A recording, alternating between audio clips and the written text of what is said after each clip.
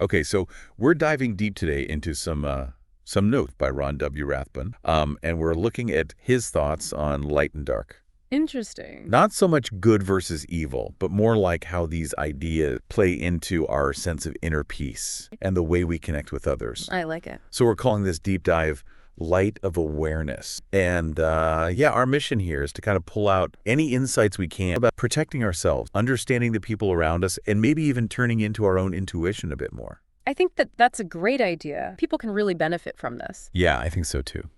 These notes offer a really fascinating perspective on how our inner world shapes our experience. We navigate relationships. Yeah. And this idea of cultivating an inner sanctuary. So we'll be exploring that along with the power of what Rathbun calls the light of awareness. And he starts off, by saying that living in a good space within is your most pure protection. Interesting. But this doesn't sound like he's talking about, hiding away from the world. No. It seems more about building up some sort of inner strength or resilience. Exactly. It's less like building a fortress and more like boosting your immune system. When you have that solid sense of well-being inside, you're better equipped to deal with whatever life throws at you. Sure. And less susceptible to negativity from outside. Makes sense. Now, Rathbun points out that both harmony and disharmony exist, but it's our internal state that really determines which one we experience more strongly. And he connects this to the idea that people who value freedom, they naturally gravitate towards each other, while those who are more focused on control, they tend to stick together too. It's like a natural sorting process. If you're feeling good, you're less likely to get pulled into drama or negativity. And Rathbun actually puts it pretty simply. He says, being a good person keeps bad people away. Almost like there's this energetic boundary. I love that analogy. What's really cool here is that this inner goodness is not just passive. It fuels what he calls this light of awareness, which he sees as a source of mental clarity and a kind of intuitive strength. And it acts like an early warning system. Interesting. Have you ever gotten that instant feeling about someone? Oh, yeah. Like a little red flag pops up? Like a gut feeling. That's exactly it. And Rathbun suggests that that bad feeling is actually your light of awareness picking up on some disharmony. So it's like a signal. Exactly, a signal. And his advice is pretty straightforward. Pay attention to it. Do not engage, he says. Don't engage. But walk a different direction. Interesting. He really emphasizes that choosing to step away from people who feel draining or negative, it's an act of self-preservation. Self-care, almost. Absolutely.